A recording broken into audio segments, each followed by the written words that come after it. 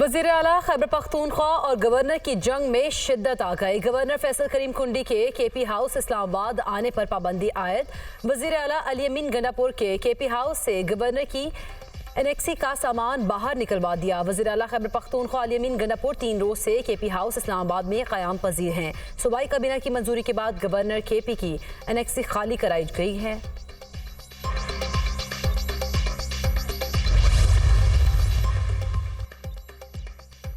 कोई किसी पर पाबंदी आयद नहीं कर सकता। सियासी जंग में कभी नहीं पड़ूंगा। सूबे और मरकज के दरमियान तलखियां पैदा नहीं करेंगे। गवर्नर हाउस से कभी कोई साजिश नहीं होगी। सियासत अलग लेकिन सूबे का मुकदमा विफाक के साथ लड़ूंगा। गवर्नर खैबर पख्तूनख्वा फैसल करीम कुंडी की गुफ्तगू। वज़ीर आला केपी अली अमीन गंडापुर को गवर्नर हाउस आने की दावत। गालम गलोच के अदादोशुमार जारी हो तो पाकिस्तान पहली पोजीशन पर आएगा। जिस तरह PIA में तबाही हुई इस तरह यूनिवर्सिटीज में तबाही हो रही है। कुछ लोग स्कूल्स को तबाह कर रहे हैं। हम इस्लाम की खिदमत कर रहे हैं। यूनिवर्सिटियां पाकिस्तान का मुस्तकबिल है।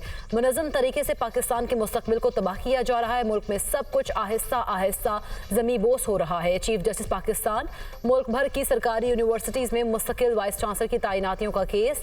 66 यूनिवर्सिटियों में वाइस चांसलर के लिए इजाफी चार्ज दिया गया है या ओहदे खाली हैं। रिपोर्ट अदालत में पेश। चीफ जस्टिस से रिमार्क्स ये कि महकमा तालीम में बैठे अफसरान क्या मक्खियां मार रहे हैं।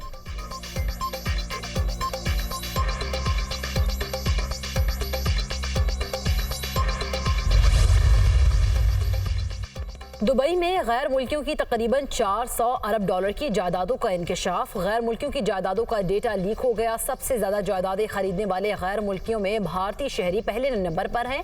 29,700 भारतीय शहरियों ने 35,000 जायदादें खरीद रखी हैं। भारतीय शहरियों की जायदादों की मालियत तकरीबन 17 अरब डॉलर है। दुबई में जायदादें खरीदने वाले गैर मुल्कियों में पाकिस्तानियों का दूसरा नंबर। 17,000 पाकिस्तानियों ने दुबई में 23,000 जायदादें खरीद रखी हैं। पाकिस्तानियों की प्रॉपर्टीज की कीमत 11 अरब डॉलर।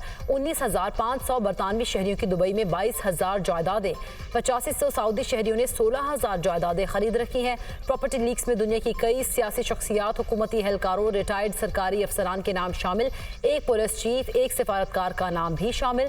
दुबई में जायदादों का डेटा वाशिंगटन में कायम NGO ने हासिल किया। जायदादों का data Organized Crime and Corruption Reporting Project नामी तंजीम से भी शेयर किया गया।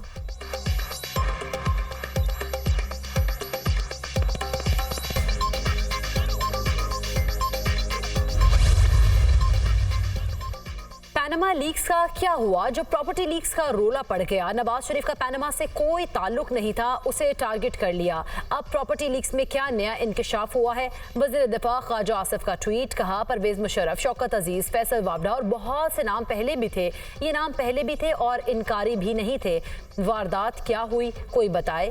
ये पुरानी डब्बा फिल्म का चरबा है। वही कहानी, वही किरदार, वही नाम। नई बात क्या है? लगता है असल वारदातियों से तवज्जो हटाने का मंसूबा है। इसकी फंडिंग भी वही वारदाती कर रहे हैं।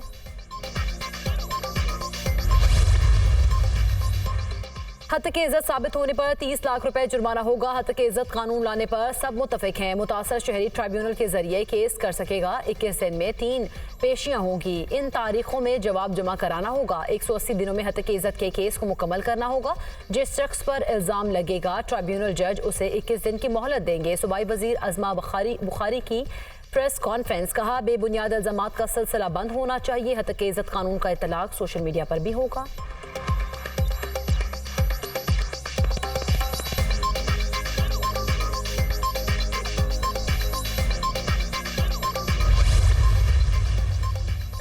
अदालती हुक्म के बावजूद इस्लामाबाद के बल्दियाती इंतखाबात क्यों नहीं कराए गए? हुकूमत से जवाब तलब। इस्लामाबाद हाई कोर्ट ने सेक्रेटरी दाखिला, चीफ कमिश्नर और इलेक्शन कमीशन से रिपोर्ट तलब कर ली। सेक्रेटरी दाखिला, इलेक्शन कमीशन और चीफ कमिश्नर 2 हफ्ते में रिपोर्ट जमा कराएं।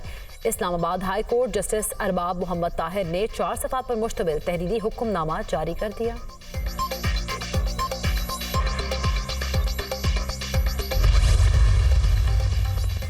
और बढ़ते नर्ख के बायस बिजली का इस्तेमाल कम होने लगा। सारिफीन शमसी तवानाई का इस्तेमाल करने लगे। नेशनल ग्रिड से बिजली की खरीदारी में मुसलसल कमी। सेंट्रल पावर परचेजिंग एजेंसी ने नेपरा को आगाह कर दिया। मार्च में बिजली की खपत में मजमूई तौर पर 7.5% कमी। बिजली के इस्तेमाल में सबसे ज्यादा कमी बल्क और घरेलू सारिफीन ने की। घरेलू सारिफीन ने बिजली का इस्तेमाल मार्च में 11.3% और बल्क सारिफीन ने 34.5% कम किया। दस्तावेज में इंकशाफ। बलूचिस्तान के इलाके योग में दहशतगर्दों के साथ फायरिंग के तबादले में शहीद मेजर बाबर की नमाज जनाजा कैंट में अदा। नमाज जनाजा में आला फौजी और सिविल अफसरान, अवाम और सिविल इंतजामिया के नुमाइंदों की शिरकत। सिक्योरिटी फोर्सेज के योग में ऑपरेशन के दौरान 3 दहशतगर्द हलाक हुए। असलहा और गोला बारूद बरामद। सिक्योरिटी फोर्सेज अमन इस्तेहकाम को सबूताश करने की कोशिशें नाकाम बनाने के लिए पुराज़्म हैं। बहादुर जवानों की कुर्बानियां हमारे हौसले को मजीद मजबूत बनाती हैं। ISPR सदर ममलिकत आसिफ जरदारी का योग में कामयाब ऑपरेशन पर सिक्योरिटी फोर्सेज को खराज तहसीन।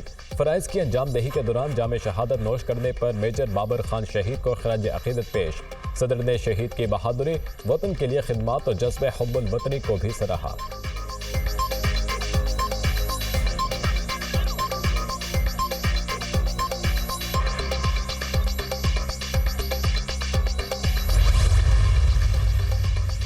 अडियाला जेल में सिक्योरिटी खदशा। जेल हुकाम के 190 मिलियन पाउंड रेफरेंस की समात मुलतवी करने की इस्तदा मंजूर। एहतसाब अदालत इस्लामाबाद ने केस की समात बगैर कार्रवाई के 17 मई तक मुलतवी कर दी।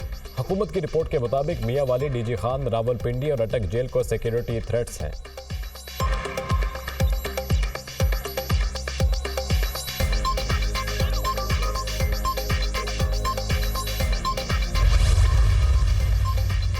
नायब वज़ीर आज़म और वज़ीर ख़ारजा इसहाक़ की चीन के एग्जीक्यूटिव नायब वज़ीर आज़म से मुलाकात। तिजारत, इक़्तिसादी ताउन और सरमायाकारी समेत दो तरफ़ा ताल्लुक़ात के मुख्तलिफ़ पहलुओं पर तबादला ख्याल।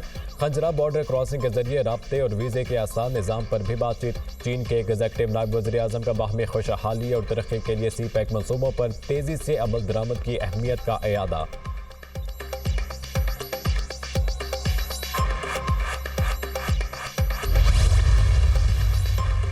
अमेरिका और पाकिस्तान दरपेश खतरात के खिलाफ सलाहियतों में इजाफे पर यकीन रखते हैं। पाकिस्तान और अमेरिका का बातचीत में दहशतगर्दी के खिलाफ ताउन बढ़ाने पर इतफाक हुआ।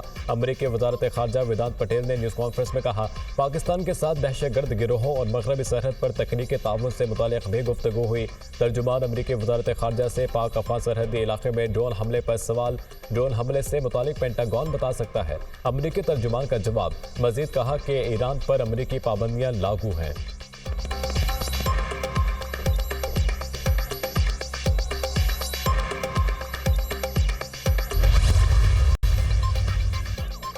पाकिस्तान के अखराजात उधार पर चल रहे हैं। मुल्क की निस्फ आबादी बिजली के बिल अदा नहीं करती। हुकूमत की आमदनी 7,000 अरब और कर्जों की वापसी 8,000 अरब रुपए है। हमें 1,000 अरब कर्ज लेना पड़ता है। वफाकी वजीर एहसन इकबाल का पाकिस्तान डेवलपमेंट समिट से खिताब। कहा, आमद के बगैर किसी मुल्क में तरक्की नहीं हो सकती। सियासी इस्तेहकाम के बगैर कोई पॉलिसी कामयाब नहीं होगी। भारतीय वजीर आज़म अपनी इंतखाबी मुहिम में हमें जुगते मार रहा है। इक़्तिसादी तरक्की में हमसाया ममालिक को पीछे छोड़ना है।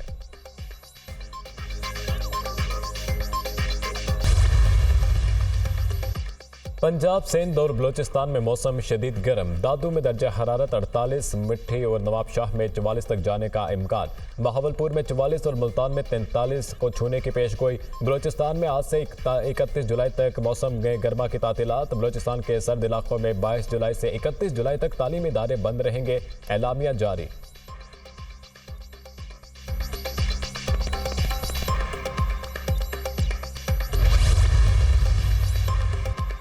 सिंध में मैट्रिक के इम्तिहानात मजाक बन गए। कराची में बूटी माफिया बेलगाम, इंतजामिया बेबस। 8वें रोज भी पेपर आउट। 10वीं जमात का बायोलॉजी का पर्चा सोशल मीडिया पर वायरल।